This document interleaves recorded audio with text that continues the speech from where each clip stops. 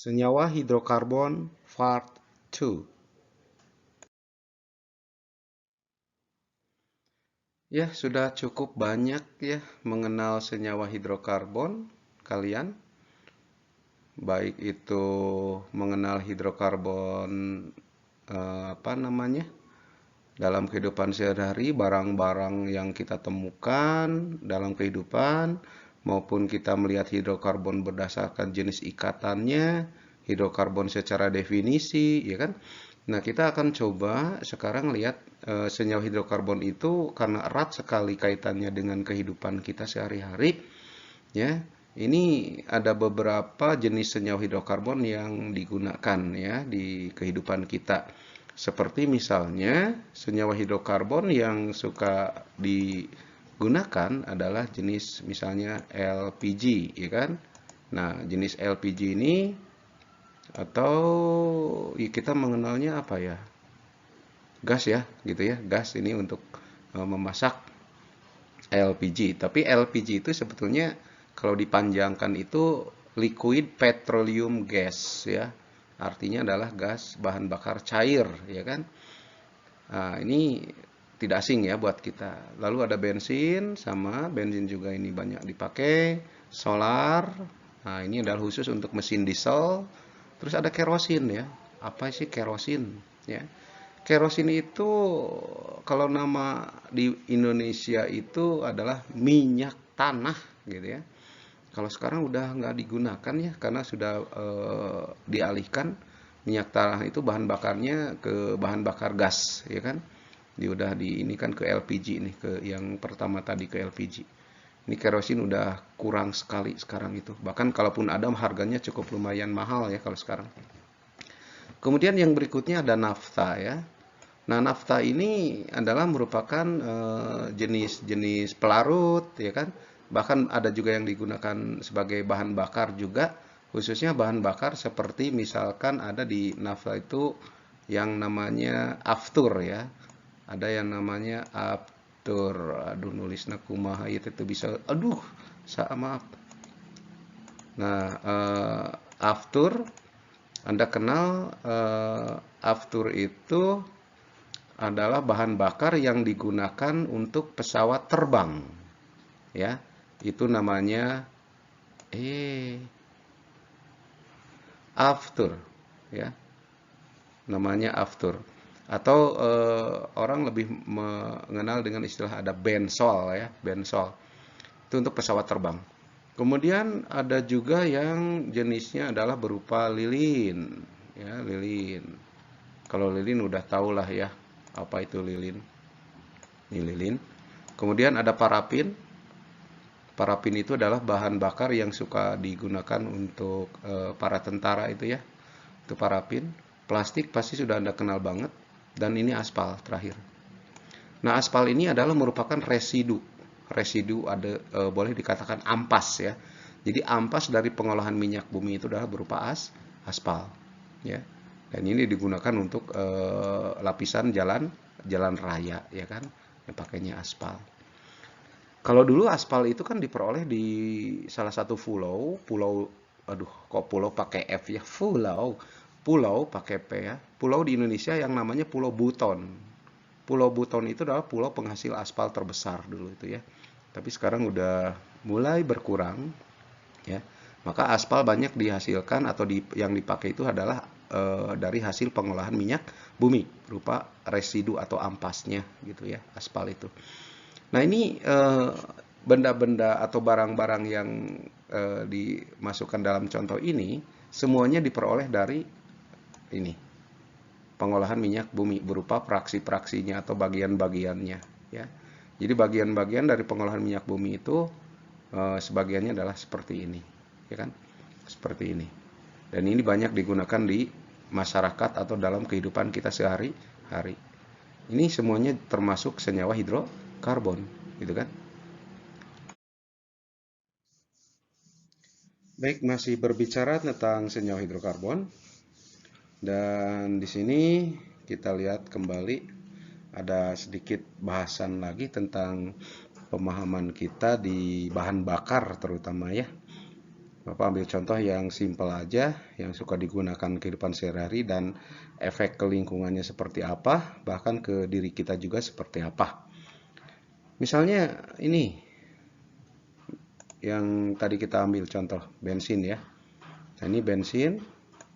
Bensin ini kan adalah merupakan hasil dari pengolahan minyak bumi. Ini berupa praksinya yang digunakan sebagai bahan bakar utama di kehidupan sehari-hari kita seperti kendaraan bermotor ya, baik motor maupun mobil. Nah, tetapi kita harus paham bahwa bensin yang kita gunakan tersebut begitu terjadi pembakaran di dalam mesin itu bisa menghasilkan pertama berupa gas karbon monoksida atau CO, dan yang kedua bisa berupa karbon dioksida atau CO2. Nah, untuk gas karbon monoksida atau gas CO itu dihasilkan ketika proses pembakaran berlangsung di dalam mesin itu terjadi secara tidak sempurna. Nah, berarti ini ada kaitannya dengan kualitas bensin yang tadi. Nilai oktannya yang rendah, gitu kan? Kalau nilai oktannya rendah, itu pembakaran di dalam mesin itu tidak sempurna, maka gas yang dikeluarkan dari kendaraan bermotor melalui knalpot itu berupa gas CO atau karbon monoksida, gitu kan? Sedangkan kalau gas CO2 itu dihasilkan apabila di dalam mesin itu terjadi pembakaran yang lebih sempurna, ya kan? Artinya apa? Kualitas bensinnya lebih bagus, gitu kan? Nilai oktannya tinggi, gitu kan? Tapi umumnya kalau di Indonesia ini masih tidak sempurna ya. Kelihatannya karena kualitas bensinnya masih tarafnya masih rendah lah ya. Jadi taraf bensin yang kualitas tinggi itu dimiliki oleh mereka-mereka yang punya duit kayaknya, ya kan? Yang motor mobilnya mewah itu udah pakainya Pertamax turbo, Pertamax deck kayak gitu. Sehingga nilai oktannya yang lebih tinggi. Memang itu efek ke lingkungan bagus, tidak terlalu pencemarannya tidak terlalu tinggi gitu kan. Tetapi ya di sisi lain tetap yang namanya pencemaran yang mengganggu lingkungan gitu kan. Yang namanya pembakaran kan pasti mengandung CO2 pasti kan. Hanya saja kita harus paham bahwa kalau seandainya terjadi pembakaran yang tidak sempurna, ini efeknya kayak gini nih. Nah ini kan. Gas CO itu kan dihasilkan dari pembakaran yang tidak sempurna, ya kan? Apabila misalkan motor kita itu menggunakan kualitas bensin yang rendah, berarti kan gas yang dihasilkan lewat knalpot itu adalah berupa gas CO.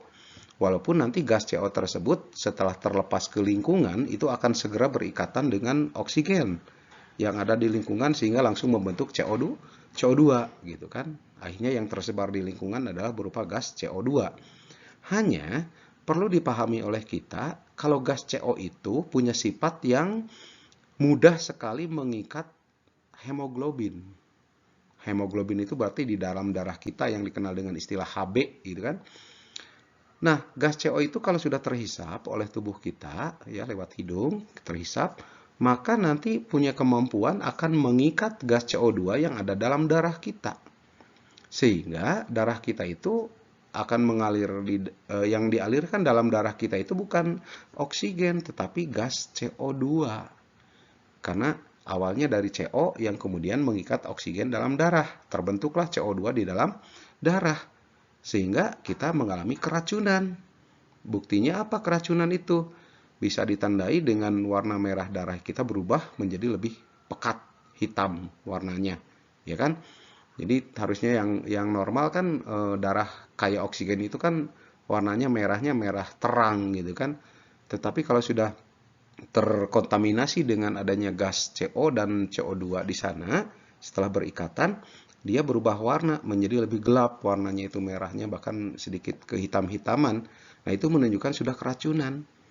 Dan itu berakibat fatal nanti kalau dibiarkan orangnya bisa pingsan bahkan bisa meninggal kalau kadar gas CO dan CO2 yang terhisap oleh kita itu cukup banyak. Itu bisa menyebabkan meninggal, gitu kan?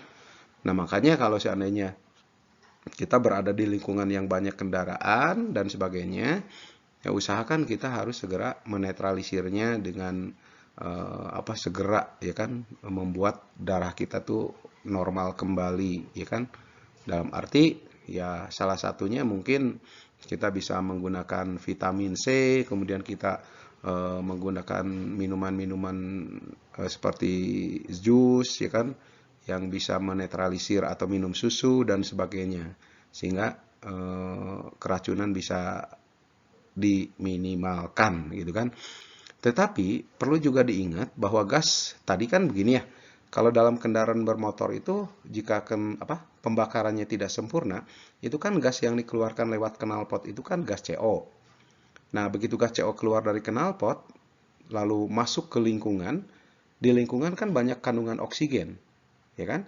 Sehingga gas CO dengan oksigen berikatan, terbentuklah gas CO2 gitu ya. Ini secara reaksinya kan seperti itu. Jadi ada gas CO, ya kan? Gas CO yang dikeluarkan dari knalpot tersebut, kemudian dia mengikat oksigen yang ada di lingkungan, maka dia akan membentuk gas berupa gas CO2, ya kan? Nah, seperti ini. Ini reaksinya tinggal disetarakan aja ya, berarti ini 2, di sini ada 2, ya. Nah, di sini gas gas CO2 yang terbentuk. Nah, ini gas CO2 yang terbentuk ini akan mengakibatkan lingkungan itu semakin panas. Karena sifat gas CO2 itu kan salah satu akibat terjadinya global warming itu adalah karena banyaknya tumpukan CO2 di udara, ya kan? Sehingga terjadilah pemanasan global di lingkungan, atau yang dikenal oleh kita dengan efek rumah kaca gitu. Nah, ini dia biang keladinya si CO2 gitu kan. Nah, makanya diharapkan kita harus bijak dengan lingkungan. Seandainya tidak perlu, janganlah menggunakan kendaraan ya. Jalan kaki aja cukup, ya kan, kalau memang itu bisa ditempuh, kecuali kalau jaraknya sangat jauh. Nah, di sini pun banyak ya hal-hal yang bisa kita pelajari. Misalkan gini, pertanyaan muncul ya kan, kenapa ya di jalan-jalan raya, terutama di kota-kota itu biasanya di tengah jalan harus ada tanaman. Di antara dua ruas jalan, misalkan kiri kanan, ya kan, di tengah-tengahnya ditanami dengan pohon. Nah, itu adalah salah satu usaha untuk mengurangi CO2 menyebar di lingkungan.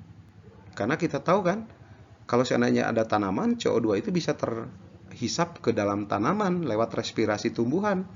Sehingga nanti oleh tumbuhan akan diubah kembali berupa atau menjadi gas oksigen dalam proses fotosintesis. Nah, itu makna ya daripada dari penanaman pohon yang di pinggir atau di tengah-tengah jalan di antara dua ruas jalan adalah untuk mengurangi merebaknya gas CO2, sehingga gas CO2 oleh tanaman akan dihisap, lakukan fotosintesis, dan akhirnya dihasilkan O2 oleh tumbuhan, akhirnya segar kembali. Begitu ya, itu salah satu usaha yang dilakukan untuk penyelamatan lingkungan gitu ya.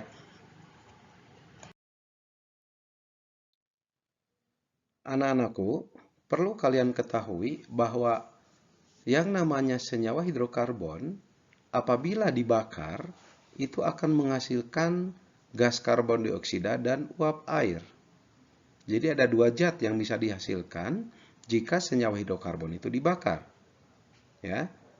Yang pertama, zatnya berupa karbon dioksida, yang kedua berupa uap air, dan itu adalah merupakan hasil dari reaksi pembakaran hidrokarbon.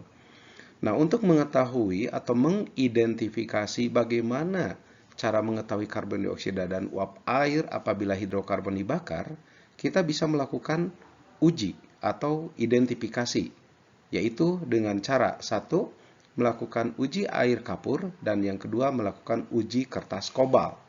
Nah, kalian akan mengetahuinya di sesi berikutnya. Senyawa hidrokarbon dapat diidentifikasi dengan uji air kapur dan uji kertas kobal. Nah, tujuannya buat apa? Gitu kan? Kalau untuk uji air kapur yang ini, uji air kapur itu adalah untuk membuktikan keberadaannya gas CO2. Ya. Nah, gas CO2 ini akan dibuktikan dengan apa? Dengan air kapur itu menjadi keruh nantinya. Karena sifat CO2 kalau seandainya masuk di air kapur itu dapat membuat air kapur menjadi keruh. Nah, kalau sudah ada air kapur itu keruh, itu membuktikan ada gas CO2 dan kita tahu bahwa gas CO2 itu kan tersusun atas dua zat ya kan antara C dan O. Nah, maka di sini adalah terbukti adanya atom karbon. Jadi salah satunya sudah ketemu nih. Atom karbon sudah dibuktikan ada di sini. Kemudian yang kedua dengan uji kertas kobal dengan ini ya, uji kertas kobal. Nah, kalau uji kertas kobal itu tujuannya buat apa? Buat ini, yaitu menguji keberadaannya H2O. Kita tahu bahwa H2O itu tersusun atas atom hidrogen H dan atom oksigen. Nah, artinya apa? Artinya di sini atom hidrogen terkandung di dalam zat. Nah, cara mengetahui keberadaan H2O di dalam sebuah senyawa dengan uji kertas kobal adalah dibuktikan dengan kertas kobal itu kan tadinya awalnya warnanya biru. Begitu dicek ya kan ke dalam pengujian, kertas warnanya biru itu akan berubah menjadi merah jambu. Nah, akhirnya itu membuktikan adanya H2O dan di dalam H2O terbukti adanya atom hidrogen. Maka di sini ada atom karbon, ada atom hidrogen. Artinya ini kan tersusun atas C dan H. Maka zat yang kita uji adalah terkelompok ke dalam hidrokarbon. Itu ya. Ini adalah alat dan bahan yang bisa digunakan di saat kita melakukan uji hidrokarbon ya. Di antaranya di sini alat-alat dan bahannya itu yang bisa kita gunakan antara lain adalah seperti ini yang pertama ya, berupa tabung reaksi. Kemudian ini adalah spatula namanya. Spatula, namun di spatula teh kalau di laboratorium ya. Kalau di dapur mah sosodok gitu ya. Nah, jika sosodok tapi ini namanya spatula, jangan disamakan dengan sosodok ya. Nah, kemudian yang ketiga ada beker glass. Beker glass itu nama lain dari gelas kimia, ya kan? Kemudian ada statip. Nah, statip ini yang berdiri ini nih.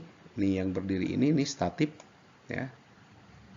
Dan yang berikutnya ada klem. Nah, ini klem yang ada di statip yang nempel ini, penjepitnya. Klem.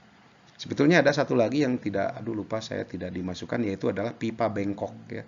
Pipa bengkok atau boleh juga kalau tidak pakai pipa bengkok bisa pakai selang ya, selang tahan panas lah. Nah, adapun bahan-bahan yang bisa diuji adalah misalnya ya kan, bahan yang bisa kita uji ada tepung beras misalnya, bisa batu kapur, bisa larutan air kapur, maaf ini larutan air kapur udah disiapkan, kertas kobal itu gula pasir ya yang diuji, susu bubuk, dan ini adalah oksidatornya yaitu tembaga 2 oksida. Nah, ini adalah alat dan bahan yang bisa dipakai identifikasi ya. Kita lihat nanti dalam rangkaian alat identifikasinya ya. Sebetulnya nanti ini harus dipraktekkan. Karena kondisi begini ya kita seperti ini aja dulu ya. Kalian bisa tonton videonya di YouTube yang sudah Bapak berikan alamatnya ya.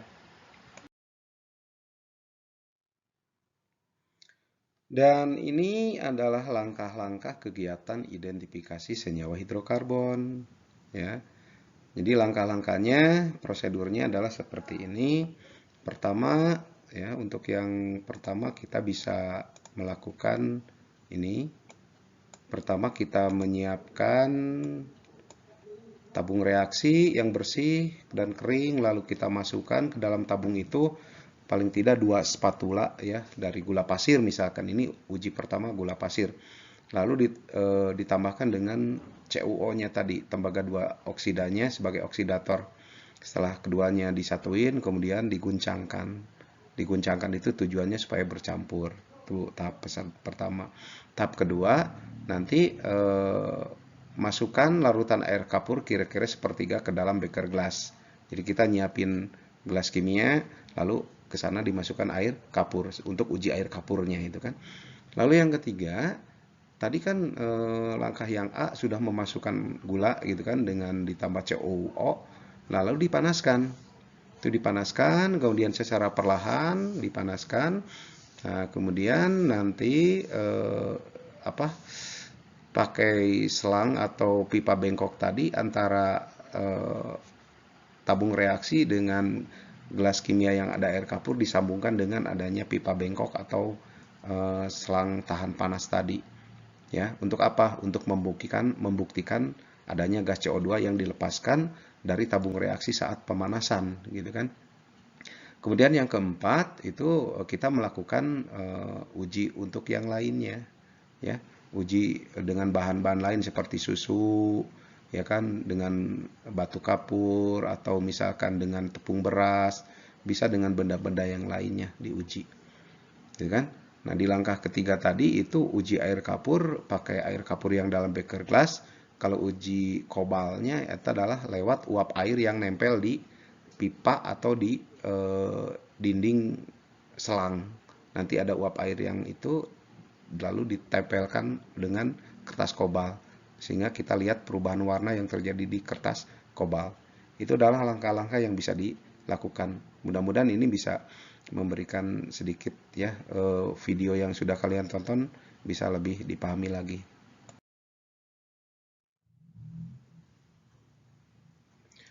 Susunan dari alat untuk menguji senyawa hidrokarbon tadi adalah seperti ini susunannya. Jadi seperti halnya tadi kan ada tabung reaksi, ya, ada statif, kemudian ada pipa bengkok, lalu ada gelas kimia, dan oh iya maaf ini ketinggalan tadi, ada lagi pembakar spiritus ya, atau yang nama lainnya boleh disebut bunsen. Nah, ini yang bawah nih. Nah, ini pembakar spiritus atau bunsen untuk memanaskan. Nah, cara-caranya kan ikuti langkah yang tadi, sampel. Nah, sampel itu adalah bahan yang mau diuji, ya kan? Misalkan tadi, nah ini sampelnya itu dimasukkan ke sini, ke tabung reaksi, sampelnya dimasukkan ke sini, kemudian dicampurkan dengan oksidatornya yaitu CuO, ya, disatukan. Nah, setelah disatukan ini digoyang atau diguncangkan supaya bercampur maksudnya ya. Nah, setelah itu dipanaskan. Nah, setelah dipanaskan nanti ini kan akan bereaksi, ya kan? Kemudian di sini akan mengeluarkan gas, ya. Nah, ini tabung reaksinya ditutup pakai sumbat, ya, tutup pakai sumbat seperti ini, sumbatnya. Nah, ditutup pakai sumbat. Lalu sumbat itu dihubungkan dengan pipa bengkok atau selang tahan panas ini, ya, pakai ini. Nah, selang panas ini. Ini pipa bengkok. Dan ini di sini di dalam ini ada air kapur. Nah, ini ada air kapurnya di sini. Ada air kapur. Nah, jadi pipa bengkoknya dimasukkan ke air kapur ini. Nah, nanti air kapur ini kalau seandainya air kapur berubah jadi keruh, itu menunjukkan bahwa gas yang keluar dari sini, dari hasil pembakaran sampel dengan CO tadi, itu berarti di sini gasnya mengandung CO2 gitu ya. Nah, jadi airnya keruh nanti, ini jadi keruh airnya. Nah, sementara untuk pengujian H2O itu lewat ini aja. Nah, lewat air yang mengembun di pipa ini, di pipa bengkok ya kan, di pipa bengkok ini kemudian diuji dengan kertas kobal. Nanti ya bisa ini dicopot dulu lah ya. Jadi dicopot dulu dari tabung reaksi, kemudian nanti kan ada uap air yang nempel di sini di dalam pipa ini, ada yang nempel misalkan ya di dalam pipa. Nah, lalu uap air tersebut diuji dengan kertas kobal, tinggal ditempelkin aja kertas kobal ke uap air, dan kalau kertas kobalnya berubah menjadi warnanya merah jambu, berarti itu mengandung H2O dan terbukti adanya hidrogen di sana. Sementara yang di air kapur ini untuk membuktikan adanya karbon. Sehingga pengujiannya selesai nanti ya. Nah, itulah gambaran singkatnya ya. Mudah-mudahan kamu juga di video YouTube-nya bisa melihat lebih jelas. Mohon maaf ya. Di sini keadaannya seperti ini dulu. Terima kasih atas perhatiannya. Semoga kalian bisa memahaminya dengan baik. Mohon maaf atas kekurangan Bapak, dan kita ketemu lagi di lain video. Terima kasih. Assalamualaikum warahmatullahi wabarakatuh.